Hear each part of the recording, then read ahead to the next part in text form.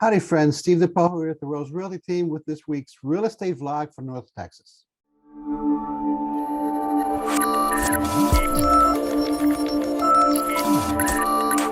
Before we get started, we ask you to go to YouTube and subscribe to our YouTube channel, Let's Do Real Estate Texas. There's no charge, but you will be alerted to updates and changes to our series Spotlight on Community, Focus on Small Business, and of course, our weekly real estate updates on North Texas.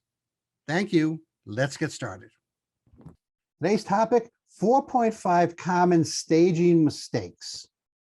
As a reminder, we'll be doing a podcast of this particular vlog next Monday, the 31st, 8 a.m. on Facebook. You can look up, I'll put out a reminder out there, but you could also look up my Facebook site and join us, ask questions. We'll give you answers. We're trying to keep the podcast short, maybe 15, 20 minutes, depending on the number of questions that we have. But we'll go over this vlog real quickly, and then I'll take questions. So Monday the 31st, we're going to go over the common staging mistakes. Anyway, common staging mistakes. So what is staging? Well, staging is a tool or a method or a process that real estate agents use to kind of highlight the best amenities, you may want to call it, that a house has. Okay. If it's got a great back wall with glass looking out into the backyard, etc. Then we'll highlight that. We'll make sure it's open and clear and that kind of stuff. Staging is designed to showcase the best assets and impress the buyers as quickly as possible. Now, so if you sell your house quickly, you're going to get the highest price for it. A house that sits, okay, you can almost hear the ticking in the background. A house that sits is going to be worth less and less and less as time goes on. Okay, because people will start questioning, well, wait a minute, this house has been on the market for 30, 40, 50, 60, 120 days, whatever. Why has it been on the market so long, and why isn't it selling?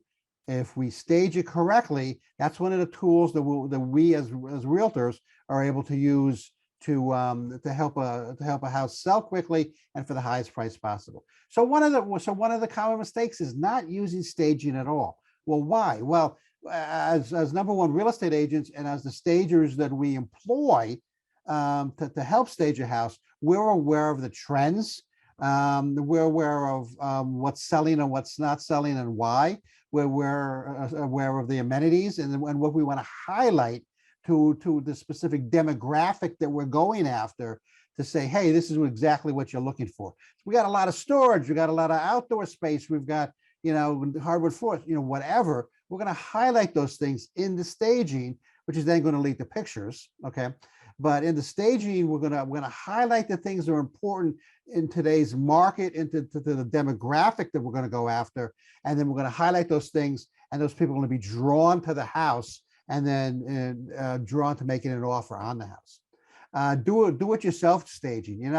The problem with do-it-yourself, whether it's selling your house on your own, or doing staging on your own, is the do-it-yourself person doesn't have the real insight into the demographics, what's going on out there today in terms of staying abreast of the trends.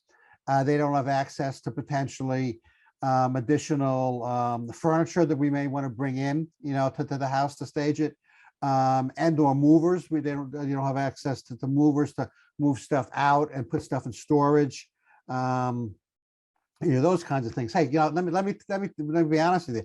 When we sold our house in Flower Mound, and that was now what, 8 years ago. I rented a storage unit, and probably for a month I started hauling stuff to declutter, the house. And I started hauling stuff out to the storage unit, to declutter the house.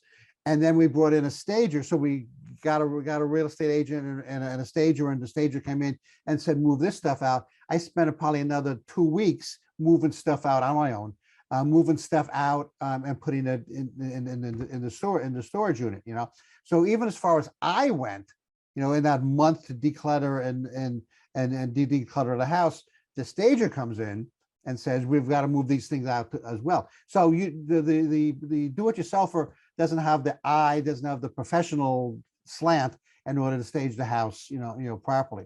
Hiring the least expensive stager, hiring the least expensive whatever is like hiring the least dentist. Okay, eventually you're going to have a problem with your teeth, and you're gonna have to go to the least expensive dentist. Same thing with staging or real estate agents or whatever. You want to go the El cheapo, the less expensive way. You're bound to run into problems there.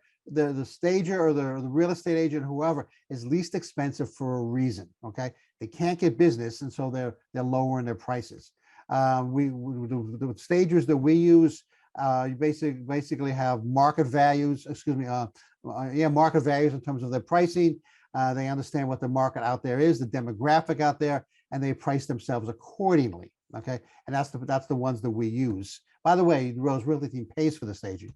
And so you use the least expensive one. It's probably because they're brandy new, or they're just not as good as let's say the more expensive stagers, and they're not going to get the not going to get the result that we're looking for.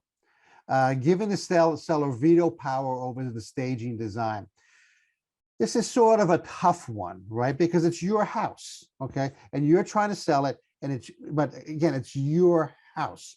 And so to basically tell the seller, we're not going to listen to anything you say is kind of like a raw deal. Okay.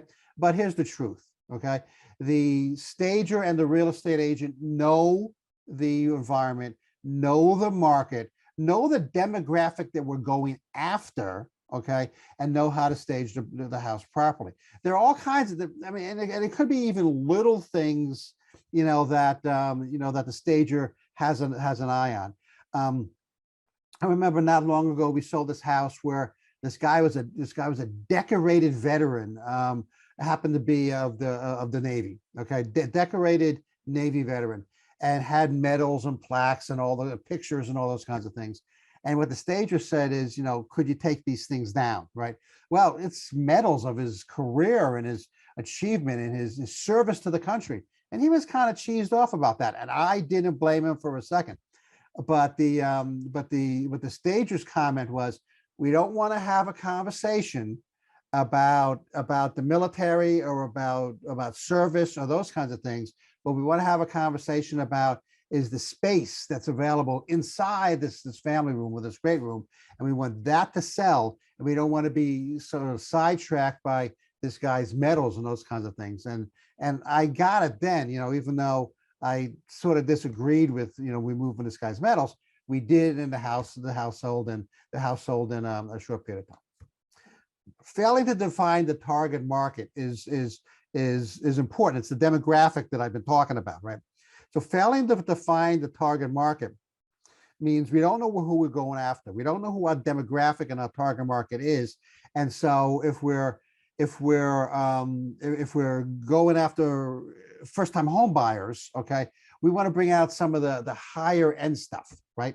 So like flooring and we don't want to highlight the tile. We want to highlight the hardwood floors or the high-end carpets and those kinds of things. So not identifying your target market or your demographic to the stager and with the stager, is a problem too.